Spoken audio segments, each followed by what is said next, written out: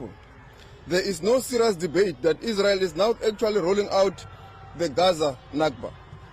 They admit that the statements were made, but astonishingly, that it was made as rhetoric, that these were made by people outside power. No policy makers, does not explain or condemn the actions of soldiers. How can you ignore the statement of the Prime Minister, ignore the statement of the Defense Minister, ignore the ground forces singing, repeating what the Prime Minister has said? That is clear implementation of policy. Israel in its address has chosen to focus extensively on the events of the 7th of October.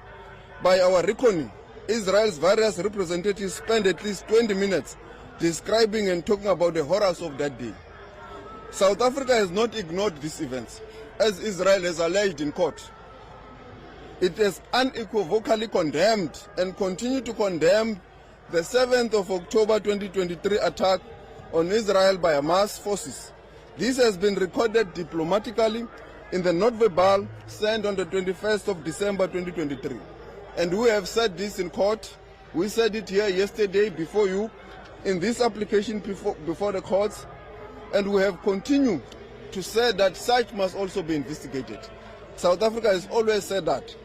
South Africa's case before this court is a simple one. Under the Genocide Convention, nothing justifies genocidal acts currently being committed by Israel. Self-defense is no answer to genocide. Nothing can ever justify genocide. There is no balancing exercise as Israel has sought to suggest. The prohibition is absolute. It is perimeter rule of law. No matter what some individual within the group of Palestine in Gaza may have done, and no matter how great the threat to Israel's citizens might be, genocidal attacks on the whole of Gaza and the whole of its population with the intent of destroying them cannot be justified at all. And we also state very clearly that indeed the jurisdictions of the court have been established in terms of the convention, and we have followed all the diplomatic routes and channels to engage with the state. And I will now allow the DG of DERCO to clarify those aspects, Mr. Dango. Thank you, Minister. I think you've covered all the bases. I think the only thing that I want to add is the fact that our request for provisional measures remain strong. The measures that the Israelis outlined today around de-escalation of the intensity of the conflict and access to some humanitarian goods into Gaza have all occurred in the last few days. In the run-up to this court, we cannot rely on that as a measure that no further harm will be done to the Palestinians in the run-up to this case being decided on its merits. So the plea for provisional measures remains strong. I also want to touch on issues that were not dealt with in the court but dealt with by statements by the Ministry of Foreign Affairs by Israel, which I think is important. The allegation made yesterday that our legal team is representing Hamas is one that we must take strong umbrage against. This very capable legal team represents the people of South Africa, and they have made a case on the issues of genocide that South Africa brought before this court because we want to stop more harm being done to Palestinians, and it's in the interest of justice. In terms of the assertions that South Africa had praised Hamas in the events following 7th of October, again, it's without any basis in fact, and it's something that we must also reject with contempt. Thank you. Thank you very much, DG and Minister. We'll now take questions of statements just from our Palestinian brothers. For us, what was obvious today is that Israel is clearly off balance. They have not been able to provide any solid arguments on the basis of fact and law. What Israel has provided today are many of the already debunked lies that have been said before and have been debunked before and dealt with in relation to hospitals being used as military bases, etc., etc. Additionally, we think that what the Israeli team today has tried to provide is the exact thing that South Africa came to the court for. And that is nothing at all justifies genocide. Allow me to say a few words in Arabic, and we're happy to answer any of your questions. من الواضح أن إسرائيل كانت فاقدة لاتزانها اليوم. كل ما قدمته في المحكمة هو نفس الادعاءات السابقة التي ادعتها، وكانت تم فضحها من قبل المراسلين على الأرض ومن قبل الوقائع. لو كانت إسرائيل صادقة بنواياها لسمحت بلجان تحقيق بالدخول إلى أرض الواقع والتحقق من ما يحدث على الأرض. كل ما قدمته الإسرائيلي اليوم كان يحتاج إلى إثباتات جدية لجهة الحقائق ولجهة ما حصل لجهة القانون والحقائق. إسرائيل تفتقد اليوم لكثير مما تحتاجه، وحاولت تبرير ما جرى من جرائم وارتكابها لجريمة الإبادة الجماعية ضد شعبنا في غزة باليوم تماما كما عكس ما سعت إليه جنوب أفريقيا في هذا الصدد. شكرا. Say again? What's your reaction to the airstrikes against the Houthis overnight? Well, we think this. Our reaction was that we have warned that this would be escalating, and escalating in the region and beyond.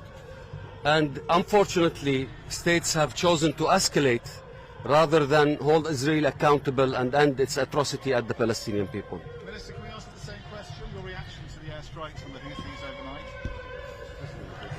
Thank you. I think Ammar has said it. I think we always believe that the use of force is never wise, and we hope that all states would act in a way that will de-escalate tensions in the region. The last thing we need now is a regional conflict. What about the fact that Israel says there is no dispute between South Africa and Israel, and there was they were trying to communicate with South Africa before this whole thing? I think we will let the judges decide about whether we have concretized the dispute. We feel that we have concretized the dispute, that the fact that there is a dispute when we have said it in so many forums that this is a genocide, and they have said it's not, and we've also followed all the diplomatic channels. I think the minister has touched on that in his statement. Did they try to reach out? We followed the normal diplomatic channels. Minister, Israel says that if the ceasefire is ordered, it will have to abide by that and be unable to protect itself from attacks by Hamas. Hamas has said will continue. Isn't that true? No, it is not true, because as I stated earlier on, we have condemned the actions of Hamas, and that they must also desist from any form of civilian attack. And we have also stated that should also be investigated by the relevant authorities and the UN bodies. But we do believe very strongly, and it's not just South Africa. On the 10th of January, the Director General of the World Health Organization stated that WHO has cancelled about 6 planned missions to the northern Gaza since the 26th of December. And there have been many organs of the UN that have stated the same, that they cannot provide humanitarian aid to the people of Gaza. The only way to do so is for a permanent ceasefire in the area. Do you feel optimistic after this morning's hearing by Israel, or worried by it? We remain confident that we have presented a compelling case, forensically detailed by our lawyers, and the state of Israel has dismally failed today, except to say that certain words were rhetoric and certain actions can be minimized by the fact that they've allowed humanitarian aid. We all know there was no such. The organs of the UN have stated as such, and it's not South Africa saying this. No, anyone. The UN says they can't provide humanitarian aid because of the ongoing bombings. So we remain confident that the court has a compelling effects from South Africa, and the law is on our side.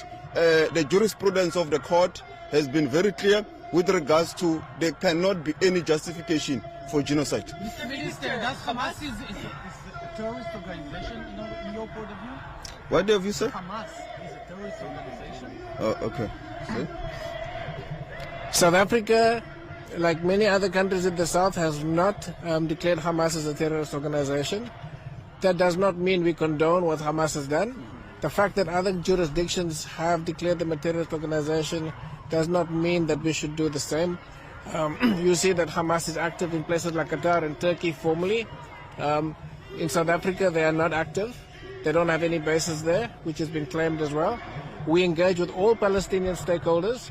We have the colleagues here from the Palestinian state. We've got Mr. Ammar Hijazi, who's the Vice Minister for Foreign Affairs in Palestine, and I don't know if he'd like to comment on that as well. But from our perspective, I've just given you that perspective. Yeah? Just a question about the journalists. You know that Israel killed more than 112 Palestinian journalists, and those not militants. Absolutely. And some of them lost even all of them families and homes and something like Israel delegation today did not mention all this. Is that right? Yeah, I mean it's the disingenuousness of their legal team for selectively saying that we did not mention certain things which we have mentioned, including the condemnation of the 7th of October. They deliberately did not mention the fact that your colleagues have been killed in combat. Not only them, a civilian population, kids are not going to school for the past 3 months, the United Nations personnel, all that cannot be justified as an act of defense. It cannot be justified under any circumstances, in any prevailing circumstance. So we believe that we have indeed presented a compelling case to the court, and the court will indeed, in due course, be able to intervene for the people of Palestine. Mr. Minister, what do you think in terms of support? SABC. Many hostages. SABC. Can we allow SABC, please? Thank you. Hamas still I'm talking. Minister, have you received any support, particularly in the Middle East? There's a concern that the countries in the Gulf region, DG, are not really supporting this, and this was expected that the Middle East countries will be first to bring this kind of a matter here to the way. Yeah, did you? Well, the Organization of Islamic States have all endorsed what South Africa has done in terms of bringing this to the ICJ. The Arab League 2 days ago has also endorsed what South Africa has done. We know that Jordan is thinking of supporting more than just providing a statement of support. And in addition, we've got 14 other countries from across the other regions of the world that have also endorsed South Africa, from Malaysia, from Turkey, Indonesia, Brazil, and we've got a long list that we can share with you on that. Mr. Minister, we know that the history of South Africa, Israel supported. Mr. Minister, Hamas still hold many hostages. Do you think that they will stick to the international law as well? I think they must. They must stick to international law. Holding of any civilian hostages is not part of any system. And you have heard us yesterday. We were very clear that our case is not against the Jewish people, the residents and the civilian population of Israel. Our case is against the actions of the state of Israel, the military, which is targeting the civilian population in Gaza of the Palestinian people. Same goes with Hamas. They must respect international law. They must operate within that. So that is why it's important that... Hamas let the hostages free? Yes, they must release them. Yes, my question is, we know like the history of South Africa during the apartheid regime, Israel was one of the countries who supported the apartheid regime. What is the importance today, after that South Africa liberated from the apartheid, to support the Palestinians here in this court? What's your message to the world? Yeah, this is not revenge from South Africa. This is not revenge from South Africa against Israel. We are standing on a principle that any apartheid state anywhere in the world has been declared as a crime against humanity. So it will never be allowed to happen anywhere, and that is a UN convention.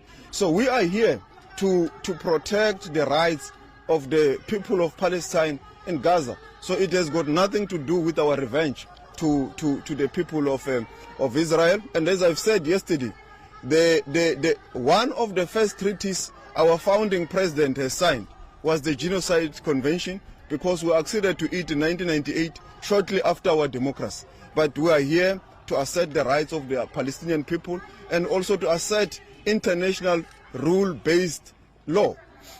Thank you. That concludes our Thank you. press conference.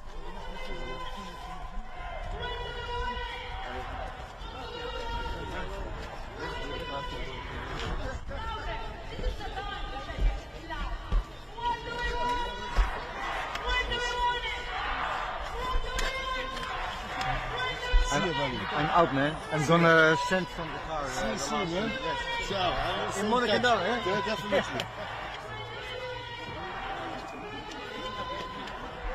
The minister addresses a statement to the media.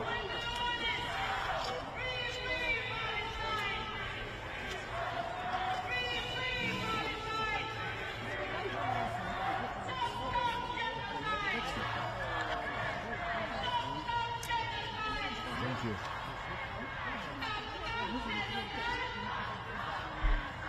I get in and they say it will be at 2 o'clock.